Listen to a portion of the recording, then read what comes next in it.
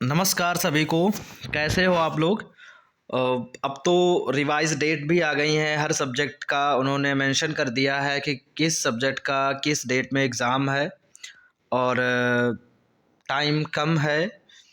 अब है क्या कि इस कम समय में कौन-सी चीज़ें हमें करनी चाहिए, तो उसका थोड़ा-सा हम बताते हैं।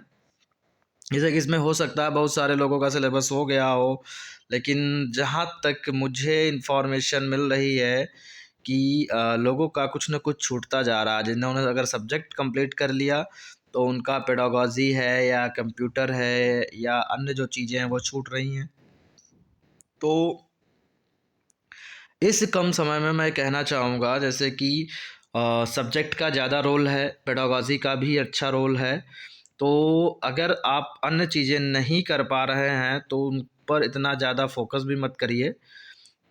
केवल अपना सब्जेक्ट एक बार फिर से रिवाइज़ कर लीजिए, उसको देख लीजिए। जैसे कि मान लो डिटेल में चैप्टर्स आपने पढ़ लिए होंगे, तो गूगल से आप एमसीक्यू कर सकते हैं। जैसे कि हर चैप्टर का डाल लीजिए और उसमें जैसे चैप्टर डालिए आप, एमसीक्यू आ जाएँगे। उसको कई सारी साइट्स आ जाती हैं खुल कर के, तो उनसे हम कर सकते हैं। इससे हमें एक आइडिया हो जाएगा कि जो चैप्टर हमने पढ़ा है, उसमें से कितना हमें आता है। और पेडागॉजी के वैसे मैंने वीडियोज़ बनाए, उनको देख सकते हैं। और नहीं तो जनरल प्रीवियस ईयर के पेपर ही सॉल्व करिए, दूसरा कुछ मत पढ़िए। बहुत सारी बुक्स मार्केट में हैं, उन्होंने पेडागॉजी को अलग अलग तरीके से दिया, कुछ भी नहीं आता है, वो टोटली टाइम वेस्ट होगा। मैंने मतलब बहुत सारी बुक्स देखी हैं, जो भी क्वेश्चंस उनके रहते हैं वो क्वेश्चन रिलेवेंट नहीं होते हैं, उससे टाइम ही आपका ज़ाया जाएगा। तो बेहतर है कि उनको ना पढ़ें आप लोग, ठीक है? तो अगर आपकी समझ अच्छी है, आप मतलब समझिए, जैसे कि आप 1-2 बार देख सकते हैं मेरे वीडियोज़ को, उसमें मैंने बताया है कि कुछ चीज़ें ध्यान में रखनी होती हैं। बाकी हमें उस पे पेडागॉजी पढ़ने के लिए टाइम वेस्ट नहीं करना होता है, क्योंकि 4-5 क्वेश्चन फैक्चुअल आते हैं और वो 4-5 मान लो हमने फैक्चुअल चीज़ें नहीं भी रटी हैं, नहीं भी याद करी हैं, तो भी कोई इतना फ़र्क नहीं पड़ता। 40 में अगर आप 32-35 भी कर रहे हो, तब भी अच्छा स्कोर कर रहे हो। तो चलिए, ये पीजीटी का पेपर है। पीजीटी में जो पेडागॉजी आई थी उसको करेंगे। जैसे कि ये अंडरस्टैंडिंग 3 पार्ट आए थे, जैसा कि मैंने बताया। जैसे टीजीटी मैंने किया है, अंडरस्टैंडिंग द लर्नर, फिर क्रिएटिव कंडक्टिव इन्वायरमेंट से 15 आते हैं और टीचिंग लर्निंग से जो है 15 आते हैं और इससे 10 आते हैं। तो उसको हम बताने की कोशिश करेंगे।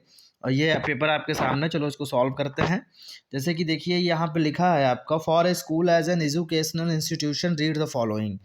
एक स्कूल की बात करी गई है। जैसे एक स्कूल है जो एजुकेशनल इंस्टीट्यूशन के रूप में है, तो उसके बारे में कुछ स्टेटमेंट दिए गए हैं। तो उनको पढ़ने के बाद कुछ पूछा गया है, वो हमें पता लगाना है और सही आंसर को टिक करना है। तो जैसे लिखा है, rule and regulation of the school, पहला स्टेटमेंट दिया है। जो स्कूल के कुछ रूल एंड रेगुलेशंस होते हैं, नियम कानून कायदे होते हैं कुछ। Students dress code of the school, students की ड्रेस कोड होती है, जो कि उसमें स्कूल में जो बच्चे पढ़ते हैं। Ethical codes associated with teachers as professional, और कुछ ऐसे एथिकल कोड्स मतलब नीतिगत सिद्धांत कुछ होते हैं, कुछ नीतियाँ होती हैं, या कह सकते हैं हमारे मोरल कैरेक्टर से है, कुछ चरित्र से है। तो कुछ ऐसे टीचर्स जो प्रोफेशनल के रूप में, उनके कुछ ऐसे सिद्धांत होते हैं। Morning assembly prayer and social architecture, ठीक है? Social architecture. तो ये कुछ चीज़ें दी हैं आपकी यहाँ पे। तो अब इसमें इन्होंने पूछा क्या है कि फाइंड द करेक्ट स्टेटमेंट। जैसे कि B and D are example of material culture and A C and E are example of non material culture. तो मटेरियल कल्चर और नॉन मटेरियल कल्चर की बात करी गई। मटेरियल कल्चर वो होता है जो हमारा पैसे से कहीं ना कहीं रिलेटेड होता है, जो नॉन लिविंग थिंग्स होती हैं। और दूसरा है यहाँ पे नॉन मटेरियल, जिनको हम एथिकल कह सकते हैं, ठीक है? तो जिसको हम एथिकल कह सकते हैं। तो बी एंड डी को इन्होंने बताया है पहले में मटेरियल कल्चर। तो बी है स्टूडेंट्स ड्रेस कोड, डी है आपका मॉर्निंग असेंबली प्रेयर। तो मॉर्निंग असेंबली तो मटेरियल नहीं होती है, ये तो आपका नॉन मटेरियल कल्चर है, तो इसलिए ये ऑप्शन नहीं होगा, ठीक है? अगला बढ़ते हैं, B and E are example of material culture.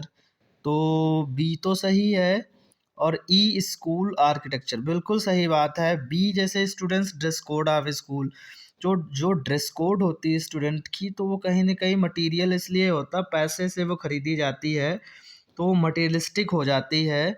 और स्कूल आर्किटेक्चर भी, जैसे स्कूल आर्किटेक्चर क्या है, उसमें बहुत सारी चीज़ें, बिल्डिंग कैसी बनी है, कहाँ पे कौन सा रूम है, कितनी सीट्स हैं, तो जो उसका स्ट्रक्चर होता है वो भी मटेरियलिस्टिक होता है, भौतिकवादी होता है।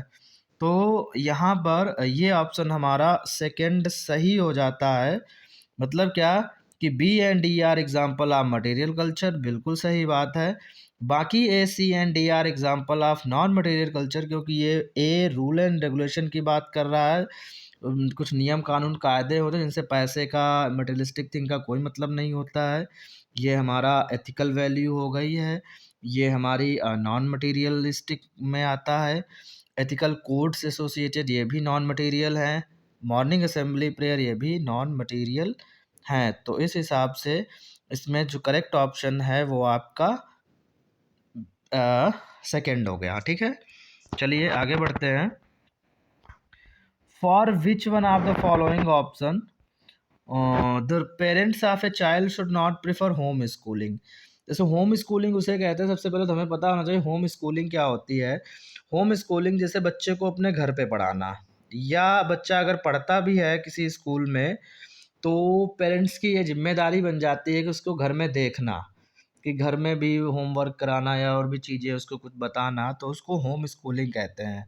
तो यहाँ पे पूछा गया for which one of the following option the parents of a child should not prefer home schooling, किस रीज़न के लिए पेरेंट्स होम स्कूलिंग प्रिफर नहीं करेंगे, वो अपने बच्चों को स्कूल भेजना चाहेंगे, मतलब ये पूछा गया है।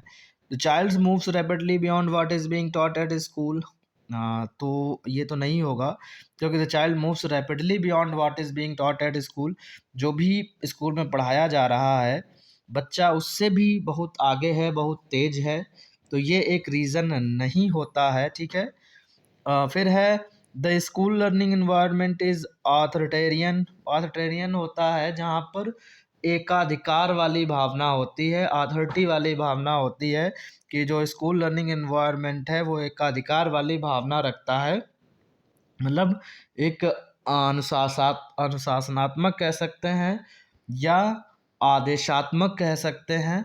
ठीक है, तीसरा है the child is a good player of hockey and there is no hockey team of school.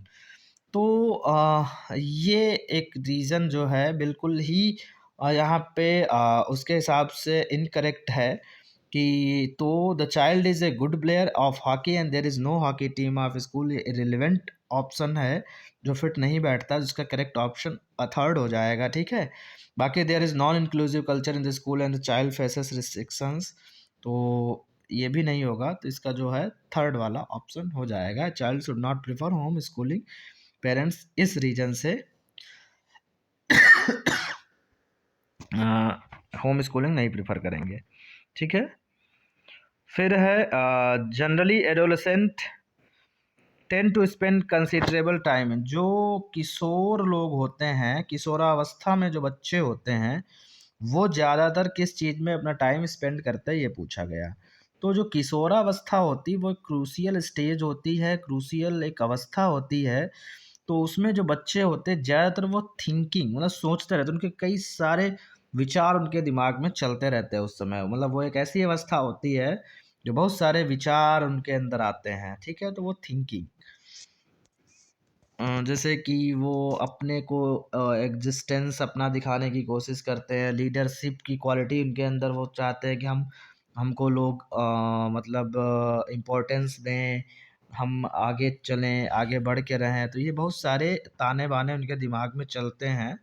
तो यही किशोरावस्था, इसको संघर्ष और तनाव की अवस्था भी बोला गया है, स्टैनली हॉल ने बोला है। तो इस वजह से थिंकिंग यहाँ पे इसका करेक्ट ऑप्शन हो जाएगा। नेक्स्ट है the structure associated with voice change among adolescent, जो किशोर लड़के होते हैं या किशोर लड़कियां जो होती हैं, या कह सकते हैं किशोरावस्था के जो लोग होते हैं, तो इस समय जो वॉइस चेंज होती है, जो आवाज़ में परिवर्तन होता है वो किसकी वजह से होता है, ये पूछा गया। तो इसका तो ये रटने वाला है थर्ड, मतलब इस फैक्चुअल था ये। थर्ड वाला हो जाएगा एडम्स एप्पल। एडम्स एप्पल एक कॉर्ड होती है हमारे मतलब नेक में अंदर, तो इसी की वजह से हमारी वॉइसेस में आवाज़ों में चेंज होता है। इस अवस्था में आवाज़ भारी हो जाती है, और लड़की जो है, और लड़कियों में ये नहीं होती है, ठीक है। ये एडम्स एप्पल ये लड़कियों में नहीं पाई जाती है, लड़कों में ही पाई जाती है। An ideal curriculum should provide the appropriate experiences at the proper time, preferably to the student in accordance to their। एक आइडियल करिकुलम जो है should provide the appropriate experience at the proper time, preferably to the student in accordance to their। तो एक ideal curriculum जो है, जो सही तरीके से बच्चों के ध्यान में रख करके, उनके एक्सपीरियंसेस को ध्यान में रख करके जो तैयार किया जाता है, तो उसमें सबसे ज़्यादा जो 4 फैक्टर दिए गए हैं यहाँ पर, जैसे सोशल डेवलपमेंट, जो बच्चों का सामाजिक विकास होता है, इमोशनल डेवलपमेंट, या जो हमारा भावनात्मक या संवेगात्मक विकास होता है, या मोरल डेवलपमेंट, या नैतिक विकास होता है जो, या कॉग्निटिव डेवलपमेंट, या संज्ञानात्मक विकास। तो किसको ध्यान में रखकर बनाना चाहिए, मतलब, ठीक है। तो कहने का मतलब, अगर कोई करिकुलम बना रहा है तो वो करिकुलम किस डेवलपमेंट को ध्यान में रखकर बनाया जाए जिससे कि वो आइडियल करिकुलम साबित हो, ये क्वेश्चन है। तो कॉग्निटिव डेवलपमेंट जो होता है उसको ध्यान में रखा जाता है, संज्ञानात्मक विकास। वैसे तो चारों ही डेवलपमेंट इम्पोर्टेंट हैं, और इन चारों डेवलपमेंट पे कहीं ना कहीं कई सारी थियरीज हैं, अलग अलग विद्वानों ने अपनी बात कही गई है। लेकिन यहाँ पे जो प्रेफरेबली वर्ड आ गया, तो जैसा कि मैंने अपने पहले भी बहुत सारे वीडियोस में बात करी है कि जब हमारे सामने 4 ऑप्शंस होते हैं तो उन 4 में हो सकता है कि वो चारों सही हो, और होता भी है। पेडागॉजी में वो चारों कहीं ना कहीं सही होते हैं, लेकिन उसमें क्या है कि हमें सेलेक्ट करना है मोस्ट इम्पॉर्टेंट। जो मोस्ट इम्पॉर्टेंट है उन चारों में भी जो सबसे अच्छा है उसको सिलेक्ट करना है, ठीक है। तो ये चीज़ ध्यान रखना। नेक्स्ट है इन द कॉन्टेक्स्ट ऑफ कोहेलबर्ग, और ये कोहेलबर्ग की थियरी मैंने पढ़ाई है। मैंने सीटेट की मतलब एक वीडियो बनाया, उसमें मैंने कोहेलबर्ग की थियरी बताई है। हर बार आता है, कम से कम 2 क्वेश्चन आते हैं कोहेलबर्ग से, और टीजीटी में भी पूछे गए, यहाँ भी पीजीटी में पूछा गया, पिछली बार भी टीजीटी, पीजीटी, पीआरटी सब में थे। तो कोहेलबर्ग को आप लोग पढ़ लीजिए, इन्होंने नैतिक विकास का सिद्धांत दिया है। नैतिक विकास की इन्होंने 3 अवस्थाएं बताई हैं, ठीक है। तो pre conventional, conventional and post conventional. तो यहाँ पे इन्होंने बात करी है, in the context of Kohlberg's theory of moral development, a child is at the stage of self accepted moral principle. कहते हैं कि जो कोहेलबर्ग की जो थियरी है मॉरल डेवलपमेंट में, तो उन्होंने बताया है कि एक बच्चा एक ऐसी अवस्था में अपने द्वारा ही सेल्फ एक्सेप्टेड, कि खुद को अगर उसने वो चीज़ें एक्सेप्ट कर ली, उसको वो एक्सेप्टेड है, तो या कोई भी ऐसा प्रिंसिपल जो भले लोग उसको ना माने, तो वो किस अवस्था में आता है। तो यहाँ पे मैं बताना चाहूँगा कि ये जब मैंने टीजीटी का पेपर सॉल्व किया था उसमें भी इसको डिफ़ाइन किया था, और नहीं तो मैंने एक सीटेट का वीडियो बनाया है, उसमें कोहेलबर्ग की थ्योरी को डिफ़ाइन किया है, वहाँ आप देख सकते हैं। नहीं है तो आप गूगल पे सर्च कर सकते हैं, वहाँ भी ना मिले तो आपने बीएड बीटीसी जो भी किया होगा उसमें ये होंगे, और वहाँ भी ना समझ में आया हो तो मैं यहाँ पे अब समझा रहा हूँ। होता क्या है, इन्होंने जैसे कि 3 अवस्थाएं बताई हैं। तो पहली अवस्था जो होती प्री कन्वेंशनल में, उसमें बच्चा क्या करता है, उसको जैसे कि दंड व पुरस्कार की भावना से उसको कंट्रोल किया जाता है। अगर वो अच्छा काम करता है तो उसको पुरस्कार दिया जाता है, और गलत काम करता है तो उसको दंडित किया जाता है। तो इसी से वो कैटेगराइज कर लेता है कि हाँ ये काम अच्छे हैं, ये काम बुरे हैं, तो वो नैतिकता का विकास उसके अंदर होता है। अगली अवस्था में पहुंचने पर उसको थोड़ा समाज का भय हो जाता है, कि वो समाज के हिसाब से काम करने लगता है। बड़े बुजुर्ग जो होते हैं कि अगर हमने ऐसा काम किया तो लोग क्रिटिसाइज़ करेंगे, अगर हमने अच्छा काम किया तो लोग प्रेज़ करेंगे, ठीक है? तो वहाँ पे क्या होता है, वो अच्छा लड़का अच्छा लड़की वाला सिद्धांत अपनाता है और अगर अच्छे काम करता है, मतलब वहाँ पे क्या हो सकता है, सेंटर में समाज आ जाता है, उसकी आँखों के सामने बड़े-बुज़ुर्ग लोग होते हैं कि अरे! अगर हमने ऐसा कर दिया तो ये बड़े-बुज़ुर्ग क्या कहेंगे? हमने बढ़िया किया तो वो लोग प्रेज़ करेंगे, तो वो थोड़ा-सा कॉन्सेप्ट होता है। फिर जो अंतिम स्टेज है, पोस्ट कन्वेंशनल, जहाँ पर क्या हो जाता है, वो अपने विवेक का यूज़ करता है। अब उसे समाज का भी कोई मतलब नहीं कि जैसे कि कोई काम है वो कर रहा है, अगर उसे सही लग रहा है कि ये ठीक है, भले ही दूसरे को वो गलत लग रहा है, लेकिन वो करेगा अपने हिसाब से कि उसको सही लग रहा है। तो वही पूछा गया इसमें, उसी की बात करी गई, सेल्फ एक्सेप्टेड, उसे अगर अच्छा लग रहा है वो काम कि हाँ, ये उसकी नज़रों में सही है, तो वो सही है। मतलब यहाँ पे वो अपने विवेक का यूज़ करता है। ना तो समाज को बीच में रखता है, ना पुरस्कार और दंड को बीच में रखता है। वो सिर्फ़ और सिर्फ़ अपने विवेक का, जैसे कि होता क्या है, विवेक की अगर बात करें हम, तो अभी तक पहले उसको सिखाया जाता है कि बड़े-बुज़ुर्ग कहते हैं चोरी करना पाप है। तो उसके पहले की अवस्था में उसे लगेगा हाँ, चोरी करना ये गलत चीज़ होती है, झूठ बोलना गलत चीज़ होती है, ये सिखाया जाता है, क्योंकि समाज उसे सिखाता है। फिर बाद में जब इस अवस्था में वो आ जाता है, पोस्ट कन्वेंशनल वाली अवस्था में, तो उसे पता तो है हाँ, झूठ बोलना पाप है, ठीक है? लेकिन मान लो अगर झूठ बोलने से किसी की जान बच रही है, मान लो अगर कोई ऐसा पर्सन है कि जैसे कोई उसने कुछ भी, उससे अनजाने में कुछ भी हुआ हो, कोई भी गलती उससे अनजाने में हो गई हो, मान लो वो कहीं भाग रहा है, कहीं उसको कोई थोड़ी मदद की ज़रूरत है, तो वो उस समय समझेगा कि उसकी जान पे आ पड़ी है, तो वो उसके घर में मान लो छुप गया, तो कोई आता है ढूँढते हुए या पुलिस आती है, कुछ भी है, तो उससे पूछेगी क्या भैया ये है? तो वो अपने विवेक का यूज़ करेगा, नहीं इस समय ये संकट में है, तो हम उसको इन्फ़ॉर्म नहीं करेंगे, तो उसकी जान बचाने के लिए वो झूठ भी बोल देता है, ठीक है? तो वो उसका एक सेल्फ प्रोक्लेम्ड एक स्टेटमेंट होता है, सेल्फ प्रोक्लेम्ड थिंकिंग होती है, जिसको हम कहते हैं विवेक, विवेक से काम करता है। भले ही उसने गलत किया, वो झूठ बोला, लेकिन उस झूठ से किसी की जान बच गई, उसके दिमाग में ऐसा थॉट प्रोसेस आया और उसने वो कह दिया। तो ये सेल्फ एक्सेप्टेड वाला मोरल प्रिंसिपल ये पोस्ट कन्वेंशनल में आता है, ठीक है? इनकी 3 ही होती हैं और ये चौथा ऐसा कोई स्टेज नहीं है इनकी। फिर the principle of proximodistal state that development take place from, ये प्रॉक्सी मॉडिस्टल स्टेट ये बहुत पूछा जाता है, तो इसमें डेवलपमेंट किस तरीके से होता है ये पूछा गया। तो ये जब डेवलपमेंट होता है central body parts to outwards, central body part से बाहर की ओर होता है, तो ठीक है, तो इसको प्रॉक्सी मॉडिस्टल स्टेट डेवलपमेंट कहते हैं। नेक्स्ट है among adolescent the physical development is, बहुत सारे क्वेश्चन इसमें किशोरावस्था से ही पूछे गए हैं।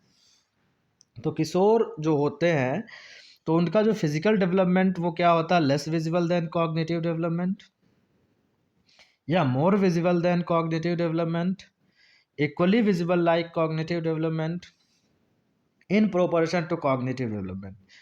ये एक ऐसी अवस्था होती है जिसमें फिजिकल डेवलपमेंट ज़्यादा होता है, ठीक है, और वो दिखाई भी पड़ता है। तो इसमें सेकेंड ऑप्शन हो जाएगा more visible than cognitive development. Cognitive development इतना विजिबल नहीं होता है इस अवस्था में, अगर कंपेयर करें हम फिजिकल डेवलपमेंट से, ठीक है? तो फिजिकल डेवलपमेंट क्या होता है, ज़्यादा विजिबल होता है, ज़्यादा दिखाई पड़ता है, तो इसमें ऑप्शन सेकेंड हो जाएगा। The parents of a child want to check what their child is learning because the child is extraordinary achiever in academics. The parent should, जैसे कि the parents of a child want to check what their child is learning, अगर parents चाहते हैं कि वो ये पता करें कि उनके बच्चे क्या सीख रहे हैं, because the child is extra achiever in academics, क्योंकि जो बच्चा है वो एक्स्ट्रा अचीवर है, मतलब बहुत ही एक्स्ट्रा असाधारण प्रतिभाशाली है और एकेडमिक्स में अच्छे मार्क्स आते हैं, बहुत कुछ जल्दी सीखता है। तो पेरेंट्स को क्या करना चाहिए, तो यहाँ पे पहला ऑप्शन हो जाएगा adopt home schooling for the child, मतलब घर में भी उसको बहुत सारे ऐसे चैलेंजिंग काम जो पढ़ाई से रिलेटेड हों तो उनकी होम स्कूलिंग करनी चाहिए, ठीक है?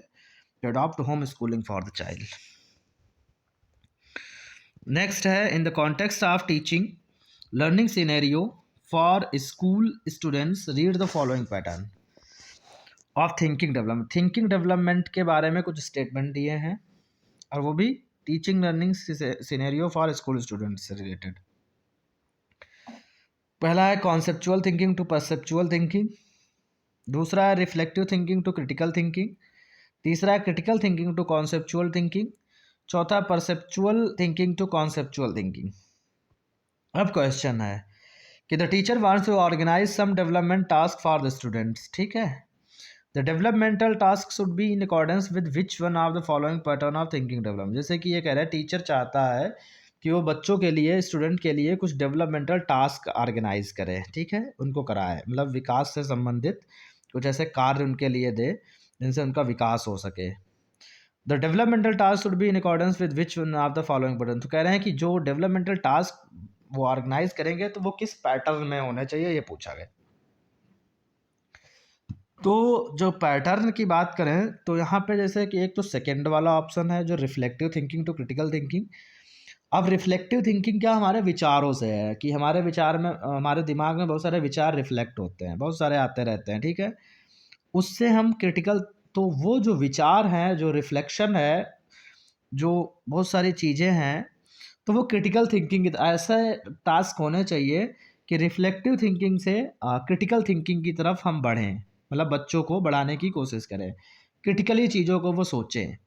अब क्रिटिकल थिंकिंग क्या होती है, जहाँ पर सोच हमारी बहुत ज़्यादा बियॉन्ड चली जाती है, जहाँ पे अपने दिमाग को यूज करते हैं कि हर चीज़ को कैटेगराइज करते हैं, इसके क्या ड्राबैक्स हैं, क्या इसके बेनिफिट्स हैं, तो उसको क्रिटिकल थिंकिंग कहते हैं, ठीक है। आलोचनात्मक सोच जिसे कहते हैं। और फिर है चौथा हो जाएगा perceptual thinking to conceptual thinking. जो हमारा परसेप्शन है, परसेप्शन मतलब एक कह सकते हैं किसी चीज़ के प्रति हमने कुछ अपना परसेप्शन बना लिया माइंड में, ठीक है। तो उस परसेप्चुअल थिंकिंग को हमें ले जाना है कॉन्सेप्चुअल थिंकिंग, कॉन्सेप्ट की तरफ से, कि इस चीज़ के पीछे जैसे हमने कोई हमारा परसेप्शन बना है, दिमाग में कोई कुछ भी बन गया किसी वस्तु के प्रति, किसी भी ऑब्जेक्ट या कोई भी चीज़ है जो काम हो रहा है, तो परसेप्शन है हमारा। तो उस परसेप्शन को इस तरीके से ले जाना चाहिए कि वो जो कॉन्सेप्चुअल थिंकिंग है कि कॉन्सेप्ट क्या है, फैक्ट क्या है, कि वो कैसे वर्क करता है, ठीक है। तो परसेप्चुअल थिंकिंग को हमें किस में ले जाना चाहिए, कॉन्सेप्चुअल थिंकिंग में। तो इसमें देख लीजिए सेकेंड एंड फोर्थ किस में है, थर्ड ऑप्शन में है सेकेंड एंड फोर्थ, तो यही सही हो जाएगा। तो ये आपके थे लर्निंग से, लर्नर के बारे में।